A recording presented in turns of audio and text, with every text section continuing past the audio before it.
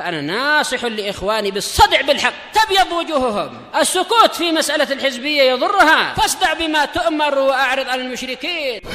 سلامي على دماج ورجالها والشيخ يحيى ودار العلم يا سعد بانيها. وأشهد أن محمدا عبده ورسوله. اللهم صل على محمد عبدك ورسولك وعلى آله وأصحابه أجمعين أما بعد. Gimana kabar Dato? Panggilnya Atok kan? Atok. Yang sakit, iya. Yang sakit siapa? Nenek. Oh, nenek. Berarti manggilnya apa? Nenek ya, nenek ya. Gimana sekarang?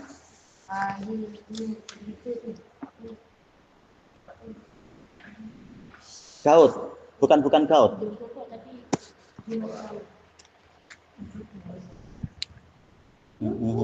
Apa macam Tok Umi? Enggak tahu ya. Hah? Macam Tok Umi juga. Ya.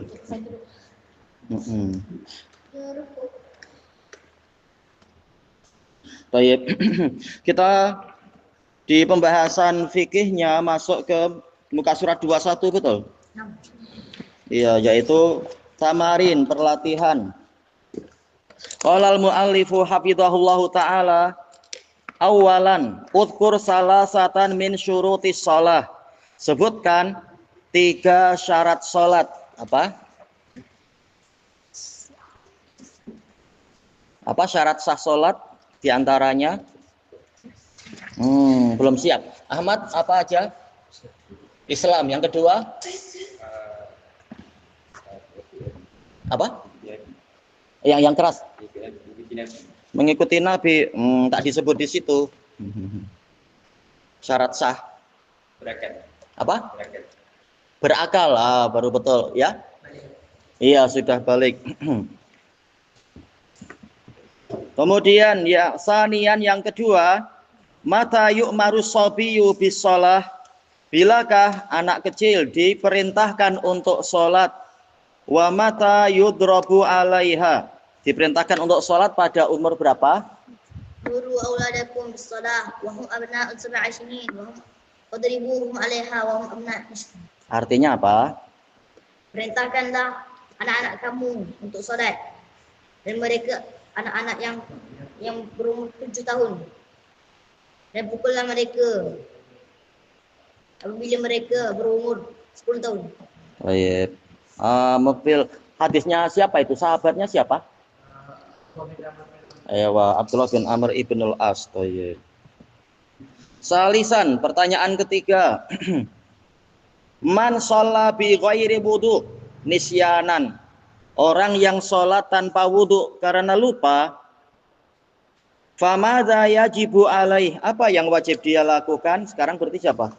Siapa? Muhammad Ilyas. Iya, wajib sholat balik. Tapi kan lupa wudu. Nah, wudu dulu. Wajib wudu baru sholat balik. Baik. Kemudian yang keempat, madza yaf'alul musalli? Apa yang diperbuat oleh orang yang sholat? Fil halati taliyah, dalam keadaan-keadaan yang datang berikut ini. Ma'abayani sabab, disertai dengan menjelaskan sebabnya. Pertama, syakhsun shalla nasiyan annahu muhdits. Ada seseorang sholat dalam keadaan dia lupa, dia itu sudah berhadas. Lupa, tadi sudah kentut. Summa tadzakkara ba'da mantaha minas shalah. Kemudian dia baru ingat bahwasanya dia belum wudu lagi. Setelah dia selesai sholat, berarti siapa? Najm? Iya, dia berwudu lagi. Baik. Kenapa? Karena apa berarti? Kenapa sholatnya tidak sah? Ayo, kenapa hadas itu menyebabkan sholat tidak sah? Boleh juga. Maksudnya adalah apa? Syarat sah belum terpenuhi. Ya, selama syarat belum terpenuhi maka sholatnya ya belum dianggap sah. Baik. Kemudian yang kedua, syakhsun dakhala fis shalah. Ada orang yang masuk ke dalam sholat, yadhunnu annahu ala taharah. Dia menyangka dirinya dalam keadaan suci, yaitu suci dari najis dan suci dari hadas. Tadzakara fi asna'is shalah. Dia baru ingat di tengah-tengah sholat annahu muhdis, bahwasanya dia masih berhadas. Baik, apa yang harus dilakukan? Ambil wudhu sambil tetap sholat. Ya, harus keluar ya, keluar dari situasi sholatnya. Baik, baru sholat lagi. Tinggal melanjutkan atau dari awal? Ya, harus dari awal karena sholat ini ibadah yang merupakan satu kesatuan. Kalau ada satu rukun, kalau ada satu bagian tidak sah, yang lain-lain juga ikut tidak sah. Baik. Oh, ada dua yang datang. Yang antum yang namanya Isyraf, yang antum namanya apa? Dipanggil Zulfikar. Oh, tapi kita damai aja ya.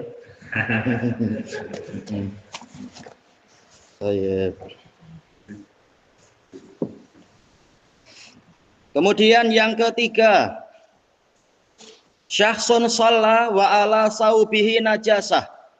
Ada seseorang yang sholat dalam keadaan di bajunya itu ada najis. Falam yaroha. Dia tidak melihatnya illa ba'dan tiha'is sholah, kecuali setelah dia selesai sholat. Begitu selesai sholat tahu, oh ternyata baju saya ada najis tadi. Berarti apa yang harus dilakukan?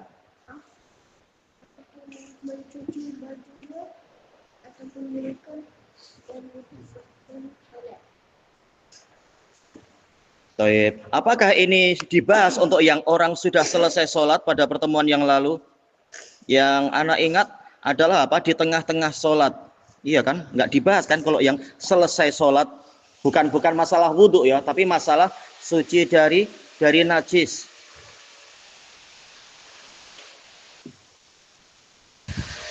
Dibahas tidak? Untuk yang dia tahunya adalah setelah suci dari setelah selesai sholat. Disebutkan di sini di muka surat 20 itu di nomor 5, at-thaharatu minan najasah fil badan wasaub wa makanis shalah, yaitu syarat sah yang kelima adalah suci dari najis pada badannya, pakaiannya dan tempat sholat. Fahadhi salah satul asya, 3 perkara ini labudda min kauniha tahirah, harus suci, yaitu badan, pakaian dan tempatnya harus suci asna as-sholah, di tengah-tengah sholat. Makanya kalau dia tahu ada najis di tengah-tengah sholat, sholatnya tidak perlu dibatalkan kalau di bajunya ya, tapi tinggal bajunya dilepas asal tidak sampai membuka aurat. Kalau aurat nanti jadi nampak, berarti memang sholatnya dibatalkan. Nah, kemudian tukar penutup auratnya itu. Buktinya apa? Tatkala Nabi Shallallahu Alaihi Wasallam di tengah-tengah sholat, beliau dibagi tahu oleh Jibril bahwasanya di selipar Nabi itu ada najis. Nabi tidak membatalkan sholatnya, tetapi tinggal melepaskan seliparnya itu. Cuma lafadznya apa ini? Asna as-sholah, di tengah-tengah sholat. Hikmahnya ada di sini. Lihat di soalnya itu, bagaimana jika tahunya adalah selesai sholat? Kalau tahunya adalah selesai sholat, maka sholatnya tetap sah. Kalau di tengah-tengah sholat, kalau dia diam saja ada najis, itu batal sholatnya. Harus segera dilepas bajunya kalau tidak sampai membuka aurat. Atau kalau ternyata tanah itu baru tahu itu ada najis, padahal tadi saya tak menyangka. Maka segera kita bergeser ke samping atau kemana. Boleh jadi tahu-tahu ketika kita mendekat mau sujud baru terhidu bau yang tidak sedap. Terutama dulu biasa di Damas namanya orang beribu-ribu tiap waktu sholat datang istilahnya. Dan di situ ditegakkan sunnah memakai alas kaki ketika sholat, masyarakat dan pemerintah membiarkan, jadi kita bebas menegakkan sunnah tadi. Tapi terkadang orang yang memakai alas kaki waktu sholat, bukan untuk main.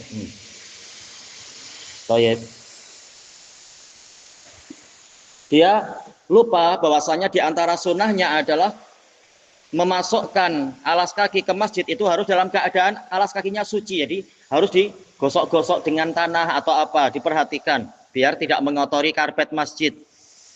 Sehingga terkadang waktu kita mau sujud baru tahu, oh ini ada bau seperti kencing, mungkin ada slipper yang bawa bau-bau itu.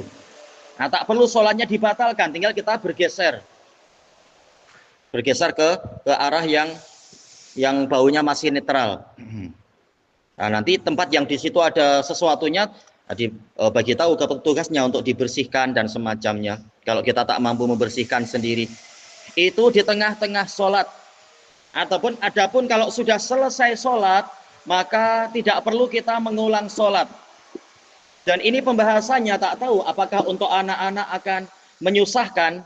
Ini dibahas secara terperinci oleh Syekhul Islam Ibnu Taimiyah rahimahullahu ta'ala, yaitu perkara yang sifatnya adalah rukun, kalau dia ditinggalkan walaupun tidak sengaja ditinggalkan, maka dia tidak sah sholatnya. Sama saja di tengah-tengah sholat atau setelah selesai sholat baru ingat, harus dilengkapi karena tadi sholatnya belum sah. Tapi kalau dia masalahnya bukan rukun, tapi masalahnya adalah syarat sah, kalau ketahuannya selesai sholat, maka ini dimaafkan kalau tidak sengaja. Jelas untuk anak-anak mungkin agak membingungkan, bagaimana kita membedakan ini rukun, itu syarat sah. Untuk sementara tinggal diingat, rukun sholat itu kita tahunya macam mana? Sesuatu yang harus dipenuhi di dalam sholat. Adapun kalau syarat sah, kita memenuhinya adalah sebelum sholat. Sebelum sholat kita penuhi, yaitu suci dari najis, suci dari hadas, juga apa? Akal. Ingat-ingat, oh saya sudah menyiapkan akal belum? Bukan gitu tapi ya namanya sudah berakal. Tak ada istilah syarat sah. Yang pertama Islam, oh jelas saya muslim. Kedua akal, oh saya berakal. Ketiga balik saya tertinggal di rumah, oh tak mungkin. Tapi lihat, yaitu masalah yang keempat yang biasanya terlupakan, yaitu perhatikan baik-baik bajunya, ada bau-bau najis atau tidak barangkali, atau badannya terkena najis atau tidak. Nah, tempatnya juga diperhatikan, apakah ada benda najis atau apa istilahnya. Dan juga apa? Yang keempat suci dari hadas, yang hadas. Yang kelima yang najis. Yang keempat diperhatikan sudah wudhu belum, atau yang menduduki posisi seperti wudhu. Jadi perkara ini nomor 1 hingga 5 ini adalah perkara yang dikatakan syarat sah, yaitu dia wajib dipenuhi sebelum memulai sholat. Ini kalau setelah selesai sholat baru dia ingat apa? Nah ini memang agak rumitnya itu, yaitu dia ingat, oh ternyata ada najis. Maka yang seperti ini dimaafkan. Tidak perlu dia berwudu, bukan berwudu, tidak perlu dia ganti baju kemudian apa? Sholat lagi. Cuma yang nomor 4 ini dia hukumnya disamakan dengan rukun. Maksudnya bagaimana? Thayyib. Nomor 5 ini terkait dengan suci dari najis. Sementara nomor 4 itu suci dari hadas. Kalau nomor 5 tidak dipenuhi karena tidak disengaja, baru ingat selesai sholat, oh ternyata baju saya kena najis, tapi saya sudah salam, maka ini dimaafkan. Tidak perlu tukar baju dan mengulang sholat. Tapi untuk nomor 4, yaitu dia belum bersuci dalam artian apa? Belum berwudu. Ingatnya selesai sholat, maka dikatakan dia wajib untuk wudu dan sholat lagi. Bagaimana cara kita membedakannya? Ini memang sangat pelik. Tapi dijelaskan oleh Syekhul Islam, kuncinya adalah perbezaannya apa? Nomor 4, suci dari hadas itu dia wajib mendatangkan wudhu. Jadi wajib mengamalkan suatu amalan yaitu wudhu. Sementara yang nomor 5 yaitu suci dari najis, maksudnya adalah dia menghindari sesuatu. Menghindari sesuatu. Kira-kira yang sudah besar-besar boleh membiasakan tak? Nomor 4 itu mengamalkan sesuatu, harus mendatangkan sesuatu, yaitu mendatangkan wudhu. Karena Nabi sudah mengatakan la tuqbalu sholatun bi ghairi wudhu. Sholat tidak diterima tanpa adanya wudhu. Hadis Ibni Umar yang telah kita lewati. Jadi dia harus mengamalkan sesuatu. Sementara untuk yang nomor 5-nya yaitu apa? Masalah menghindari najis, dia tak perlu beramal apa-apa. Kalau memang tak ada najis, tak perlu beramal apa-apa. Sekedar apa? Menghindar saja. Apakah ini boleh ada gambaran kira-kira, Najm? Jadi untuk yang nomor 4 dia harus beramal. Memang apa? Mendatangkan air wudhu untuk dirinya. Sementara untuk yang nomor 5 dia sekedar apa? Menghindari najis. Jadi walaupun misalkan berhari-hari kita mampu tidak terkena najis, selesai urusan. Tidak perlu kerja keras misalkan mampu. Tapi untuk wudhu jelas apa? Ya jelas harus ada wudhu. Manusia yang namanya hadas, tetapi untuk najis, nah itu mungkin saja untuk dihindari. Untuk hadas itu lebih sering terjadi. Tayyib. Kira-kira boleh paham tak?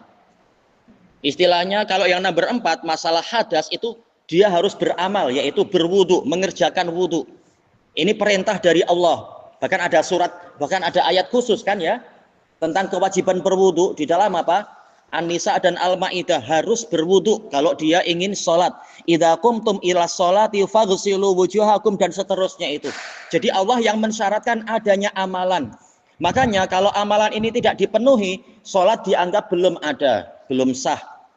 Adapun untuk masalah najis, Allah tidak menyuruh kita berbuat sesuatu. Asalkan kita tak terkena najis, selesai. Yang nomor 5 ini, kalau kita dohirnya saya tak terkena najis, cuma selesai sholat baru tahu, ternyata di belakang, tadi tak nampak. Yang seperti ini dimaafkan kalau sudah selesai. Karena hakikatnya kita tidak perlu beramal apa-apa. Makanya ada rahasianya kenapa si penulis di nomor 5 itu mengatakan asna as-sholah, di tengah-tengah sholat. Jadi harus di tengah-tengah sholat itu badan, pakaian dan apa itu? Badan, pakaian dan tempat itu harus suci. Adapun jika kita tahunya ada yang tidak suci, selesai sholat baru kita tahu ada yang najis, sebenarnya ada terkena najis, ini dimaafkan. Kalau sudah selesai sholat, ini dimaafkan. Memang ini diperselisihkan oleh para ulama, tapi inilah yang rajih. Dan ini yang ditetapkan oleh Syekhul Islam, kalau tak salah dalam kitab Al-Ikhtiyarat Al-Fiqhiyah. Disebutkan pembahasan ini di situ. Walaupun mungkin untuk dihadem masih agak pening. Kuncinya adalah sesuatu yang wajib kita berbuat sesuatu sebelum sholat. Kalau tidak dipenuhi berarti sholat belum sah. Sementara sesuatu yang kita sekedar disuruh menghindar aja, jaga-jaga. Yang seperti ini kalau tidak sengaja ada najisnya, selesai sholat baru tahu, ini dimaafkan. Tidak perlu kita mengulang sholat. Terutamanya lagi ya Pak, hikmahnya adalah terkadang kita tidak tahu, kita sudah jaga-jaga, sudah pakai wangi-wangi, pakai baju cantik-cantik, tengok di cermin pun macam saya sudah handsome lah, keluar masjid tak tahu ada aja kan, tahu-tahu najis kena apa tah di tengah jalan atau apa, atau slipernya dan seterusnya. Tahu-tahu sholat ada itu, atau jangan-jangan bukan kita yang salah, namanya di masjid kan banyak kanak-kanak lari sana sini. Kalau di sini mungkin sedikit, di Damat anak boleh beratus-ratus, kadang lari-lari melanggar kita. Sementara anak-anak kadang apa? Bajunya najis karena belum pandai bersuci. Tahu-tahu melanggar kita kena peluk. Selesai sholat baru, bagaimana boleh ada najis? Kita bingung. Harus sholat lagi, nanti pening. Maka yang seperti ini dimaafkan. Baik. Untuk masalah menghindari najis, kalau ternyata selesai sholat baru kita tahu ada najis, maka ini dimaafkan, tak perlu kita sholat lagi. Jika tahunya adalah selesai sholat.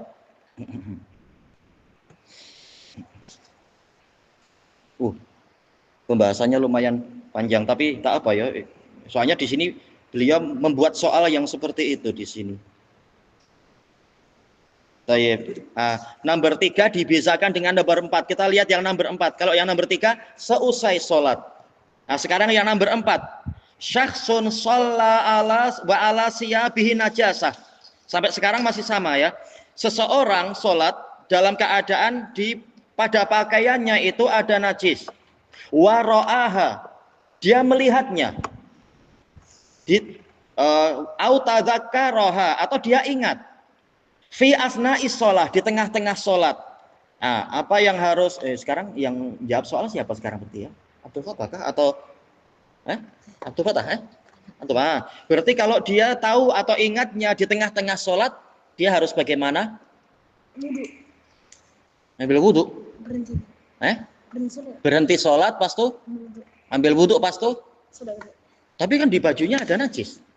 Tukar baju. Nah, berarti tukar baju dulu. Ayo, tukar baju dulu baru apa? Apakah harus berwudu? Tak perlu. Karena apa? Karena wudunya masih sah. Dia tidak berhadas, cuma apa? Bajunya ditukar. Makanya Nabi sekedar apa? Melepaskan slipper tanpa perlu berwudu. Ini kalau tahu di tengah-tengah sholat, maka harus segera diselesaikan urusannya itu, ya. Kalau terkena atau dekat slipper air najis pasti terpecah. Pas tuh? Kita tahunya setelah apa atau sebelum apa atau bagaimana? Lepas sholat. Selepas sholat dimaafkan, tak perlu sholat lagi. Tahunya selepas sholat, itu dimaafkan. Kalau di tengah-tengah sholat, harus segera dilepas seperti yang Nabi perbuat. Kalau selesai sholat, maka ini dimaafkan. Kalau pintunya dibuka setiap kali, walaupun selesai sholat kita harus mengulang gara-gara ada najis, nanti kita akan mengalami masyakoh, kesulitan. Kita tahu kita biasa sholat memakai alas kaki seperti yang di Damaj itu. Nanti pulang baru tahu, ternyata ada najis. Pening kita. Apakah kita akan sholat lagi? Tak perlu. Karena belum tentu najisnya itu menyertai kita ketika kita sholat. Boleh jadi najisnya malah setelah kita keluar masjid. Jadi tak perlu kita susah payah. Yang penting tahunya adalah selesai sholat. Tapi jangan cuai ya, karena ini termasuk syarat sah sholat.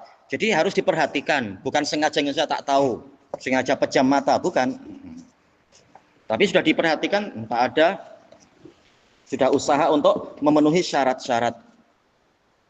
Tadi tunjuk jari, ya? Tapi kalau contohnya kita ingatkan kita rumah dah kena, lalu kita solat lagi, jadi kira apa? Istilahnya memilih sholat lagi, tak apa, sangat rajin. Tapi tak perlu, istilahnya tidak diwajibkan. Ya, ada ulama yang berpendapat begitu. Tidak dosa insya Allah, ini ijtihad. Ilahuna wallahu a'lam.